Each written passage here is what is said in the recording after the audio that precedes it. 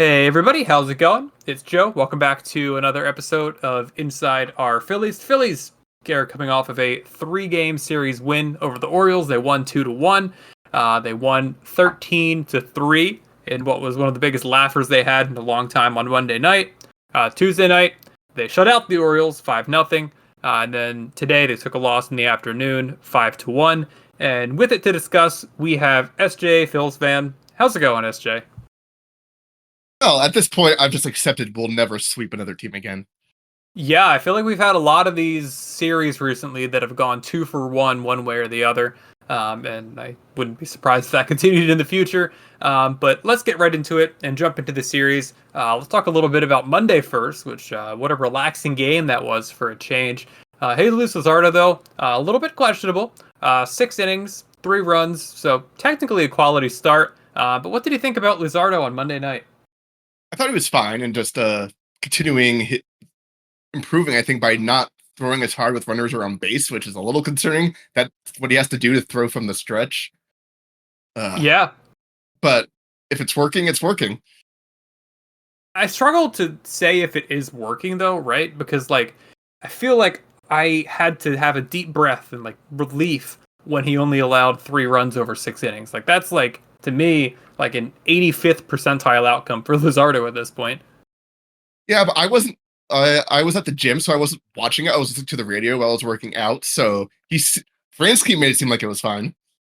Yeah, I mean, you look at his stats throughout the first 11 starts of the season. So this takes you up until about the end of May. He had a 2.15 ERA and 77 strikeouts in 67 innings. And in his last 67 innings, which is his last 12 starts, so this is since the 30th of May, he has a 6.75 ERA over his last 12 starts. Crazy.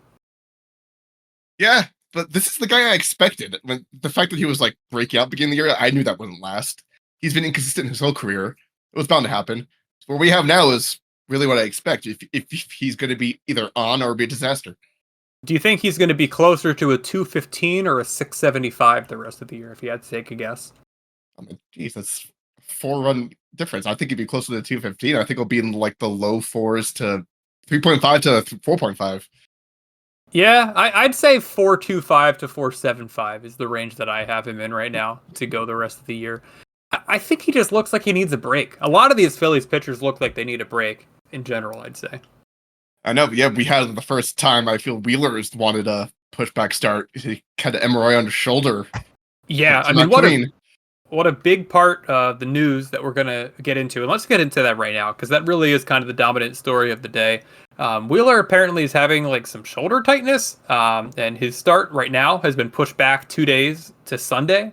As somebody that is currently having shoulder problems and a clean MRI, that every single doctor I'm talking to is saying is not clean, and my arm hurts when I try to do anything. It makes me very concerned for Zack Wheeler.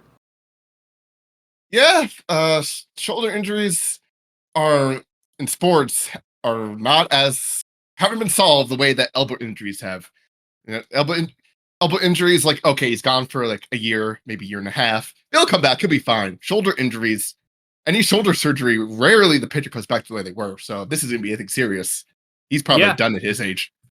I mean, you think he's done? You think this is something really bad? Oh no. I believe the sports medicine team, they haven't had any issues with being wrong compared to the Astros who say, oh, they're just fine, and it's just ankle soreness. Turns out he had a broken shin or some weird crap that they have. We've never had a history of our medical being so far off. So I'm optimistic that this isn't the first time that Wheeler has remember he had dead arm a couple years ago. He had a phantom IL, I think in 2022. They just gave him some time off. So this isn't unheard of for Wheeler to be at this point of the year to be tired.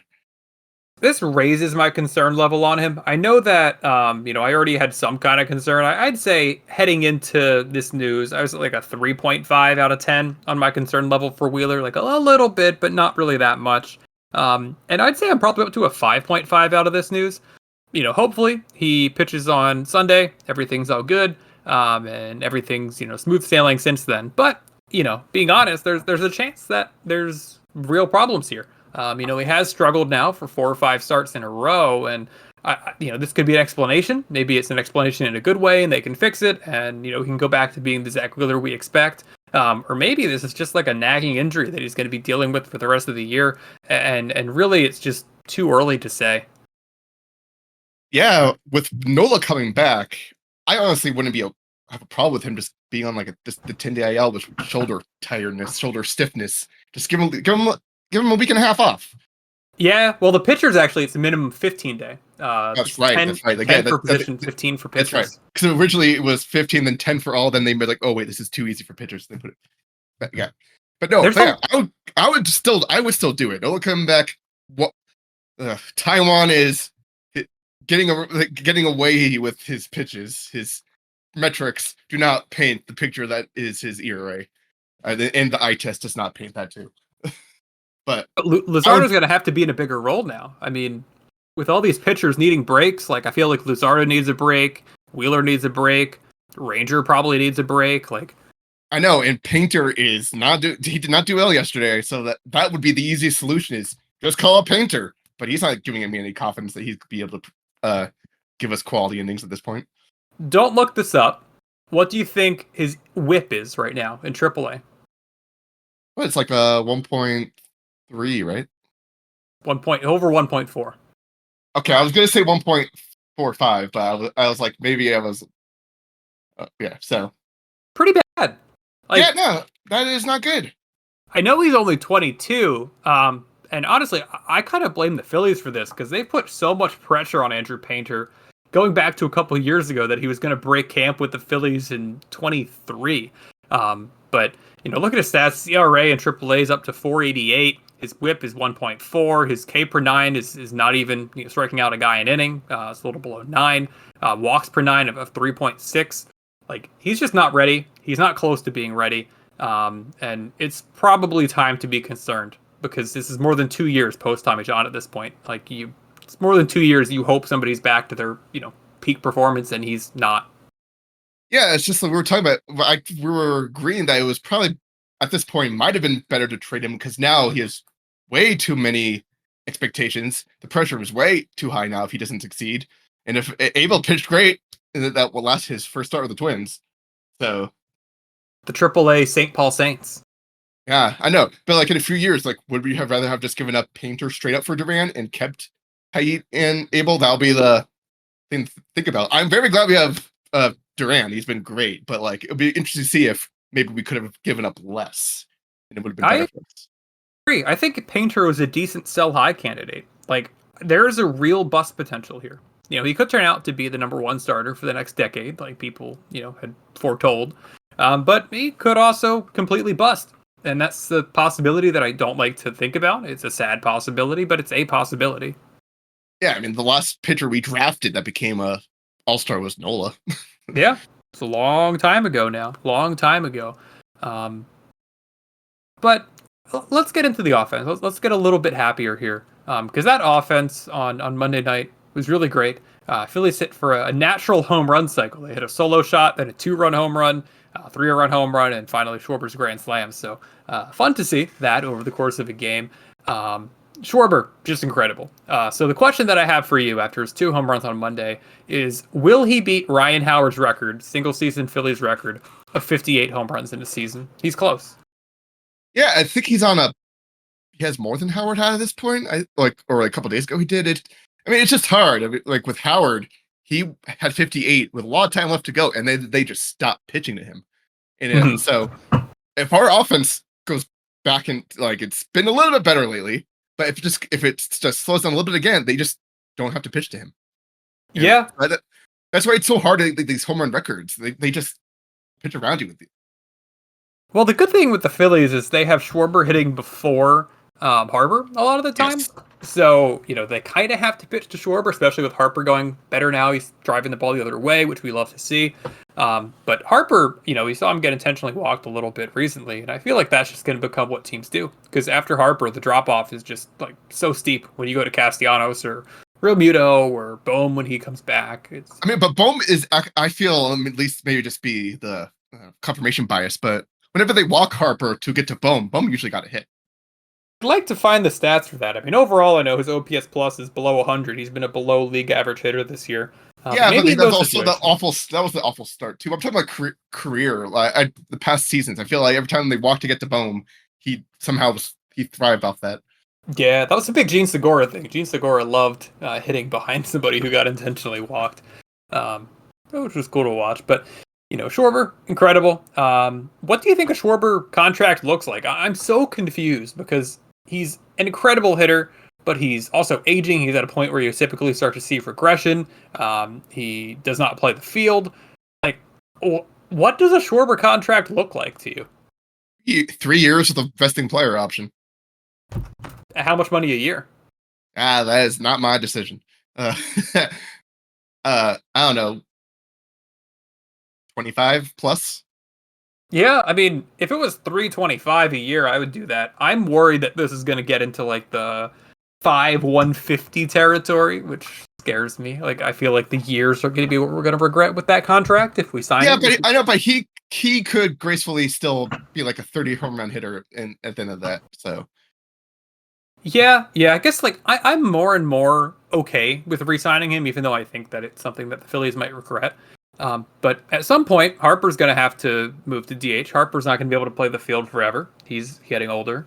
You might want to get somebody at the trade deadline that can, slot in at DH or something. Part of what limited the Phillies this year is because their DH spots tied up. They couldn't trade for somebody that couldn't fit in with their defensive plans. yeah, and again, a lot of this is just the fact that we still have Castellanos for one more freaking year. He really just that contract really muddies everything because he's a terrible outfielder, so he can't. So it's even worth it in the field, and he's a below average hitter, really, an average baby. I mean, you look at Castellanos, you look at Kepler, you look at Romano, and you look at Walker, and that's about $60 million that the Phillies are spending for below replacement level production when you amortize them all together.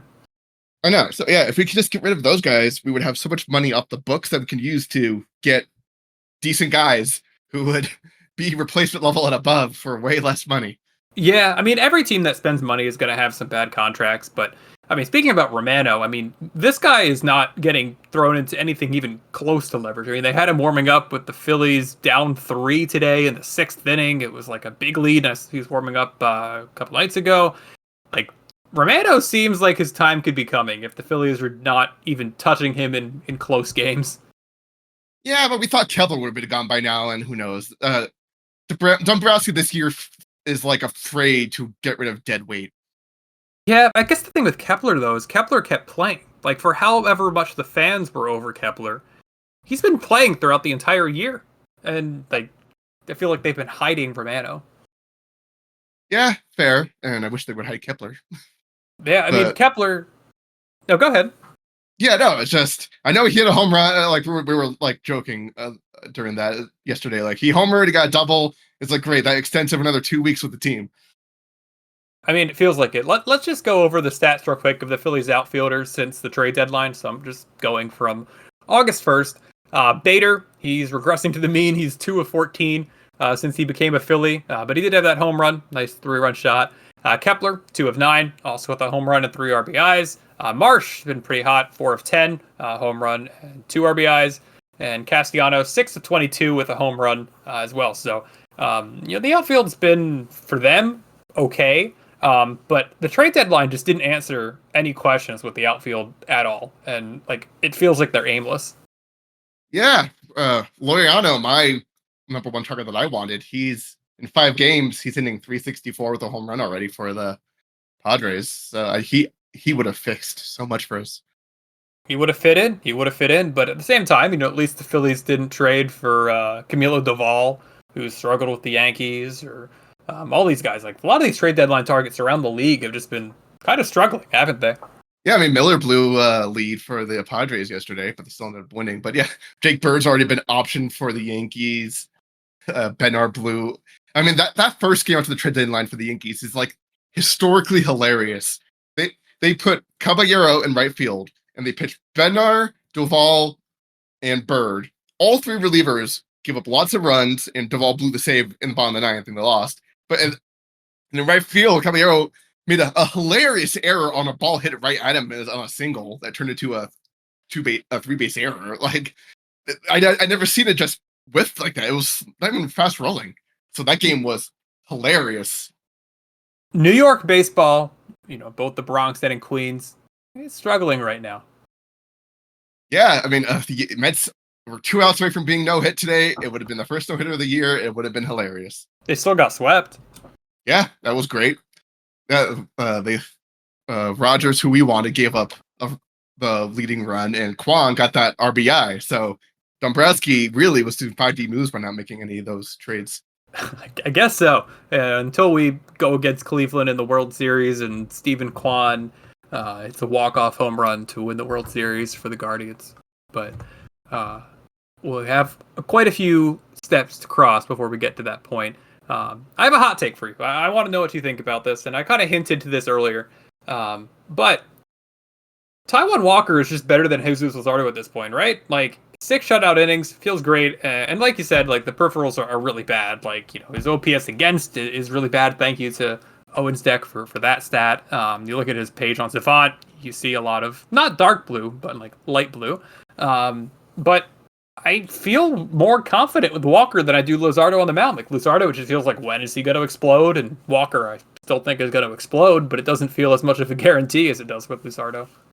I disagree. I do not care. I trust Luzardo way more than Walker. Taijuan's FIP is 5. It went down. Luzardo's FIP after all is still only 3.09. That is crazy to me. I saw the same thing about the FIP, and it's like Luzardo is getting the ball hammered. Like that average exit velocity against Luzardo is just been crazy. You see him get hammered all the time. And I guess, if it's not a home run, then FIP doesn't care about that. But I don't know. Like, this pitching rotation to me is all of a sudden really, really questionable in general. Well, yeah, but I mean, FIP likes it when you don't give up a lot of home runs, and Luzardo only has 0.9 home runs per 9. Yeah, if the ball gets hammered, but it's, singles and doubles, FIP's not going to care about that. Yeah. But who do you feel like completely confident about in the rotation? Because to me, at this point, it's just Christopher Sanchez. Because Taijuan Walker, he's Taijuan Walker. Luzardo, like I said, 6.75 ERA in his last 12 starts. Ranger, it feels like we're getting like the typical Ranger. He can't really hold up as the season goes on kind of thing. Wheeler, he has the injury stuff. It's just Nola, he's been out for 3 months. Like, the only pitcher that I feel 100% confident about right now, starting pitcher, is Chris Sanchez. I mean, I don't know, all my time with the Phillies, I've seen hot and cold pitchers, so like I'm fine with Luzardo. I dealt with Adam Eaton. I dealt with blanking on late last year John Lieber or stuff like that. But like we've had some guys where we're like up and down crazy stuff. I mean, freaking like 09 Hamels, for example, was a disaster. That was a bad year. But I don't know. I don't know. I still have fun when I watch Luzardo. It's just you gotta hope that they fix that from the stretch. When no one's on, he's dominant. So, but when no one's on with Taijuan, I still feel like shit's gonna happen. Yeah, and the tough thing that the Phillies are going to have to balance is winning this division is important. It's not guaranteed the Phillies are going to make the playoffs. It's not guaranteed they're going to win the division. And there's a big difference between being one of the top 2 seeds where you get a bye and a 3 seed where you have to play in a 3-game series to keep your season alive. And the Phillies are going to have to balance keeping these pitchers fresh and getting them right versus winning as many games as possible now because we're heading into the stretch. Yeah. I know. What is the September roster limit now? 28? 28, yeah, so you can add like one pitcher and you can add one hitter who's going to be Garrett Stubbs. Yeah. So, I mean, maybe they'll bring up Painter anyway, just for the hell of it, because it's not going to, because you bring up the end of the year, it doesn't cost an option year. Unless they want him somebody out of the bullpen, and I don't think they'd put him out of the bullpen. Like, they already said they're not going to do that. But I could see them just going with Painter in some spot starts just for the whole. Go with 6-man. Yeah, because the big thing is it won't burn an option year if he just stays up the whole September. Yeah, no, that's true. I know that if you wait past August 15th, than pitchers or anybody, pitchers or position players, keep their rookie eligibility for next year, which is a big deal now because with the new CBA, if you have the rookie of the year on your team, you get like an extra draft pick in the next year. Yeah, and they got automatic full year of service time too, so it's good to benefit to both. Yeah. So I actually the service time thing, I think once you get into like mid-May or something, you get to the extra year of service time. No, because before it'll make it like a Super 2, but now it will get you like the full year, so you won't be Super 2, so you get only get 6 years of process. Right. Yeah, no, that was the big thing about it. Yeah, because that was what's happening. They were waiting until like mid-May, bringing these guys up, and they wouldn't work in the year and crap. And yeah. So it just saves you the arbitration because that's when you start paying a lot more for the players. Because Super 2, for people who aren't aware, usually players when they come up, they get 3 years of pre-arbitration where they get the league minimum, and then they get 3 years of arbitration where the player gives a value that they think they're worth. The team gives a value what they think they're worth. Not the full amount because that you'd get in free agency because that's just how the system works. And either they come to an agreement or a third-party arbitrator decides. But Super 2 is like if somebody has the top 22 percentile of experience of Major League service time. By the time they're done their second pre-arb year, they actually get 4 arbitration years instead of 3, which means the team has to pay more money than they would because arbitration figures salaries go up year by year. So like Luzardo was a Super 2 guy. He's going on his 4th year of arbitration next year. Yeah, so there's that. Lost my train of thought with that, but I don't know. This mean just like what was it? Taijuan. He pitched his first game of 6 innings, no runs and no walks in like 10 years when he was the Mariners. I feel like the walks might be doing the heavy lifting there. I mean, it's crazy, right? But like pretty common for somebody to walk somebody across 6 innings. But still, kind of crazy. It's been that long. Taijuan Walker could never but the guy like his pedigree, the contract he has. I just really want to talk to Dombrowski and be like, where did you see this value? What peripherals? What anything? Maybe I'm just harder on Taijuan. Maybe he's a lot better than Luzardo really this year, but because I'm just maddened by this contract. Like bad contract, right? Like I think anybody would tell you that 4 years, $18 million a year, $72 million total. It's a bad deal. Bad deal. And then I know. Let's move on to the second game now. Let's move on to the second game, which we kind of have been talking about with the whole Taijuan Walker situation of it. But something that kind of grinded my gears a little bit with that second game is Phillies fans booing because they didn't get to see Jhoan Duran's entrance because it was no longer a save situation, and all of a sudden they started booing. Like, I get that Duran's entrance is cool, but the focus is on winning games. I want to win games. I don't want to see an entrance. The entrance is cool. But I want to win games more than I want to see the entrance. Extend the lead. Also, we brought him in back-to-back days when we didn't need to because Sanchez could have gone the complete game shutout. Or not shutout. Was it a shutout? I don't remember. I think it was a shutout. Yeah. But that does not... But yeah, he didn't have to pitch back-to-back days. So what if he pitches tomorrow and then like... he pitched what if he pitched yesterday and then today was closer and he pitched it and then like... We have a long road trip coming up. And so it just...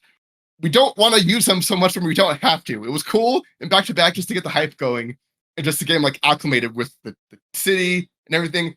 But we do not need to be burning him out for the stretch run right now. Oh, no. And this bullpen to me, this kind of goes into one of my bigger complaints about Rob Thomson the entire year. And let's get into it now because he blamed Zack Wheeler's injury on his complete game that he threw a month ago today on July 6th. But yet he's continued to push starters farther than they should be pushed ever since then. He goes, oftentimes the 4th time through. If it's, even a remotely close game, he doesn't go to the bullpen. And I guess I get it when the bullpen was not great. But with the Duran addition, this bullpen is a lot stronger now. And they're going to be adding David Robertson soon. They're going to be adding Jose Alvarado back into the fold pretty soon. And already the bullpen's better than it was a week ago. And it just is crazy to me that we're continuing to see Thomson push the starters probably an inning longer than they should. I mean, we even saw today with the Ranger, who's gotten injured like every single year and has like chronic back issues. No. Let's see. No, so that is the dumbest take Thompson could have possibly had.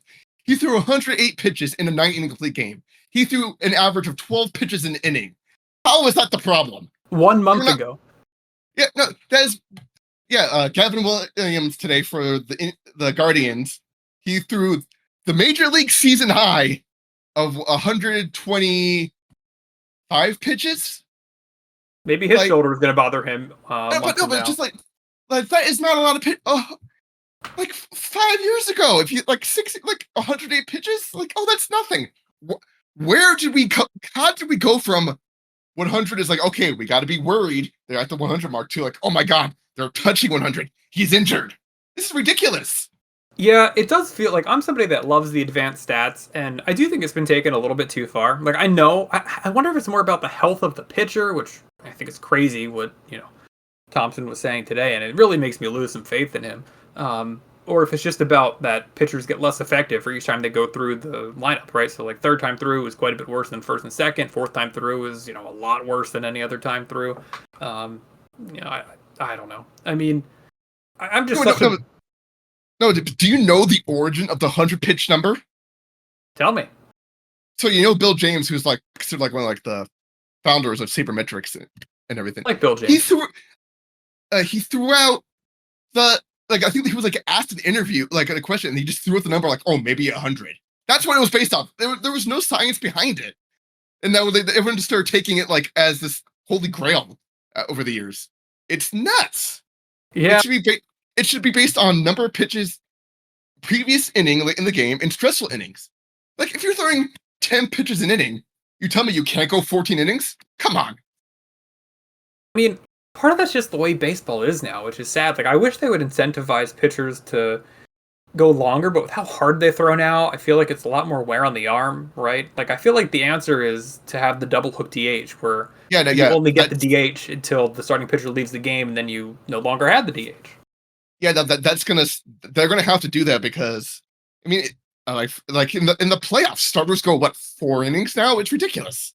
Yeah, I mean that's the thing. Games are managed so differently in the playoffs. I know that every playoff game matters a lot more than every regular season game, but sometimes it feels like you're watching a completely different sport come October. It is. It's honestly just a little bit frustrating. Yeah, they have to. I don't know. I think it's gonna be have to be a combination of the double hook rule and you gotta limit more pitchers on the roster. God, what was 2000? I really started fully watching full on I can remember every game. So 2005, and the number was do we have 10 or 11 pitchers? Yeah, it's just nuts. I love advanced stats, but it has taken away the fun. That's my boomer rant. I can deal with all the changes of baseball, but the pitchers not going along is just driving me nuts. I love the advanced stats. They're fun. They help teams win games, but at the same time, it does kind of take away a little bit of the sanctity of what baseball was, and I hope it can go back at some point, at least on that side of things. I really do hope so. One other thing I wanted to call out is Edmundo Sosa looked pretty hurt today. I mean, at one point in the middle of an at-bat, he had the trainer come out, Rob Thompson came out, and ever since then, he looked to kind of be limping all over the place. What do you do if Sosa's hurt? Because Bohm's still on the shelf. Weston Wilson's already up. Phillies are going to be in some depth problems, especially with Sosa starting essentially every day right now. Yeah. Oh, God. I mean, they're going to play Weston Wilson and call Cal Stevenson. I guess, but no. We have we have Arroyo in the minors, right? Is he on the 40? Because they currently have a full 40-man roster. Which, I mean, they probably have guys that could, get off of the 40. Okay. Arroyo's on the minor league IL. This depth is going to hurt them a little bit. I'm guessing they're probably just going to have Sosa play through it, at least until Bohm comes back. Which, by the way, apparently Bohm is going to be starting a rehab assignment in the next few days, and then he's probably about 3 weeks away from joining the major league team. So it's coming up, but hopefully Sosa can play through whatever it is that's bothering him, because we need him right now. Yeah. Yeah, we do. We've been kind of all over the place here, but we actually kind of hit the news items that I had. in talking about that last series with Wheeler's injury, Bowen being 2 weeks away, and then Painter struggling. So, is there anything else that you wanted to call back from this last series, or anything in the news before we head to listener questions? No, just I'm optimistic the offense is doing a little bit better. Turner in the past couple games has looked a lot better. Just gotta hope the injuries stop. People come back. We have a lot of people coming back from injury soon. That could be nice. Yeah, that will be nice. And then honestly, it'll be pretty funny if like Stubbs gets called up September and the team just skyrockets. I would love to see that. I mean, for people that haven't listened, we have a Garrett Stubbs full interview on this podcast feed, and you should definitely listen to it because Garrett was great, and it was a lot of fun to meet him. So, little call out there, and also for people who have not rated the podcast yet, please rate and review us on Apple Podcasts or Spotify, but especially Apple Podcasts if you listen there. It means a lot to the show, so just would appreciate that. And with we're available on all major podcasts platforms. Our podcasts are RSS feed. If you're on Pocket Cast, YouTube Music, Pod, doesn't matter. You can look us up. No, I think it is everywhere. I think I have it everywhere. If I didn't, then it is. I've checked. Okay, cool. So let's get into the listener question. This is from Coaster Craze on Discord. This is a little bit of what we already answered, but let's just give like numbers for it, for how concerned we are about Ranger, and while we're at it, about Wheeler. So SJ, where would you like 1 to 10 concern levels for? We'll go all of our starting pitchers. Let me know where you're at. Okay, Sanchez, I'm at a 0. Wheeler, I'm at a 4. Taijuan, I'm at a 7. Sanchez, I'm at an 8. Or Sanchez or no, Sanchez. Suarez. Suarez, yeah, Ranger. Yeah. We've seen this for 3 years in a row now. But Nola, I'm a 6. Who knows how he's going to be when he comes back? Question mark. Yeah. Is that everyone? Did I forget? Oh, Luzardo, I'm a 5. For me, Sanchez, -1 trillion. No concern about him at all. Wheeler, like I said, 5.5. Walker, there's not really concern. He just is what he is. So I'm going to say like a 1. I don't expect him to be good, but I expect him to be Taijuan Walker, and I don't think he's going to become even worse than that somehow. Ranger Suarez, I'd probably go 7, a little less concerned than you, but you got to really take a look and just, he's going to break down at some point with his back. Whoever signs him is going to regret him signing somebody that doesn't have great stuff and has chronic back issues to a long-term deal. For Nola, I think like a 6 sounds right, like you said, but it's such a question mark that I don't really know where to even get started with that. And for Luzardo, I think I'm at like a 9.5, probably. I think Luzardo is kind of cooked, at least for this season. And I think the question now is Luzardo, I think for a long time the question was, who are we going to send down, to pitch in the bullpen in the postseason? And I think now the question is going to be, is Luzardo even pitching in the postseason at all? Oh, please. He's going to pitch in the postseason. I'm a doomer, and that's way too now. Luzardo's going to pitch in the postseason. He's going to be great, and he's going to be the NLCS MVP. I'm calling it now. How can he come out of the bullpen if he can't pitch in the stretch, though? I would move Ranger to the bullpen. I guess. Because he can pitch out of the stretch. Yeah, and one inning at a time in the playoffs, I think his stuff would play better. Yeah, I mean, I guess that could work. I mean, at that point, Luzardo's probably got to be your 4, so then you're going like Wheeler, Sanchez, Nola, Luzardo. That's your bullpen rotation. Yeah, and then it's the way it works in the playoffs. Honestly, Luzardo has to get through the order once, and that's typically what he's fine at. That's true. That's a good point. Yeah, that's a good point. So let's look ahead to the Rangers series. I'm glad that the Phillies are playing a little bit of a better team than the Orioles. Really let us know if the offense is a little bit for real or not. They have a very good pitching staff. Yeah, and some good starters that they're going against this weekend. So Friday, Chris Sanchez is going against Merrill Kelly, and a throwback to the 2023 Arizona Diamondbacks. Merrill Kelly's been pretty okay this year. On Saturday, Jesus Luzardo is going against Jacob deGrom, who's been healthy, which is good to see, but probably not something that we're going to be wanting to see on Saturday night, as deGrom probably will tear us up. And then on Sunday, we have Zack Wheeler, hopefully, against Patrick Corbin, who is kind of good again. Now his ERA is below 4, so some decent pitching matchups this weekend. Yeah, and we've actually been doing well against the American League this year. It's like the first time ever. I feel like, but like usually if we're good, we're like barely 500 or we're like one game over. But I guess the NL East we're like what 12-4. Yeah, I think that sounds about right. And we have some more American League series coming up. This is the longest road trip the Phillies will go on all year. Actually, the Rangers are the last one of this like long stretch of American League teams. But the Phillies go to Texas, and then they go to play 3 in Cincinnati, and then they go to play 4 in DC. So this is like the only time this season that the Phillies have longer than a 7-game road trip, which is interesting. Yeah, well, maybe that means Turner will hit home runs. You can't hit one at home. Yeah, it's actually crazy. Harrison Bader hit a home run before Trey Turner for the Phillies. I think Johan Rojas hit a home run before. He might have. He very well could have. Hopefully, Johan's doing well out there in Lehigh Valley. May he enjoy it forever. I mean, well, okay, not forever. He'll be great in the playoffs for a pinch running. Yeah, defensive replacement. That's a good place for him to be. Hopefully, they take Castellanos out late in games in the playoffs. Dear God, I don't want to see that in like an October game. Ball gets hit to right field. Castellanos doesn't have the range. Please save me from that. But Phillies currently have a 2.5-game lead over the Mets in the division, which is the biggest that it's been in quite a while, as the Mets are in a total free fall. It doesn't get easier for the Mets this weekend. They're going to Milwaukee. Rhys Hoskins going against the Mets. I like the sound of that. Yeah, this is the fourth time. We go on a stretch run and like on a win streak, and they go on a losing streak, and then we're going to go on a losing streak, and they're going to go on a winning streak. We've been flip flopping multiple times. Both teams have had a 5-game lead in the division. Yeah, but for the last couple months, it's been within like 2.5 the entire time. This is like the biggest the lead's been for either team in quite a while here.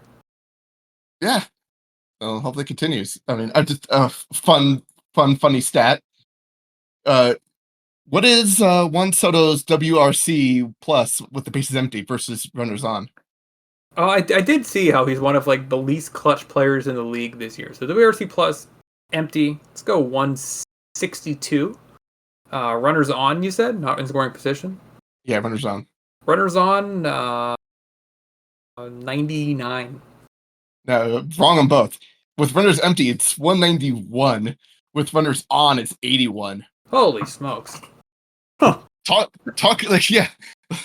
He is one of the least clutch players this year, and when people are on, maybe they should just put him leadoff. I thought I was being bold by putting him below 100 with runners on. That's crazy. Yeah, that's hilarious. Was it how many more years? 16? We will go against the Mets coming up at the end of the month here. So we got 7 games against the Nationals in the rest of this month. So like, let's please take advantage of that. But hopefully we have another division win coming ahead for us. So anything else that you have for today, SJ, before we finish things up? Nope. It was a pretty good series. I expected the loss today just because one Taiwan. No, that was yesterday. Jesus Christ, I'm out of it. I expected the loss today because of the series history. We don't sweep series. So. Yeah, absolutely. And for the people that listen this far into the episode, let me give you a little sneak peek for what's to come. We're going to have Jack Fritz on the show. We're going to have him on for, tentatively, we have it scheduled for the 16th of August, so 10 days from today. I'll advertise it a little bit more as we get closer. But I think we'll have you for that show, SJ. So the 3 of us will be talking some Phils, and hopefully we can get some good user questions for that one. I can't wait. Yeah, so I will talk to you all very soon. I'll probably have a show out on Sunday, but I am going away this weekend, so that might be a little tough. Yeah, me too, so I'm not available. Yeah, so we'll try to get something out. I'll try to get something out this weekend, and if not, then I will talk to you during the week next week. And talk to you all then, and have a good day. Love ya. Bye.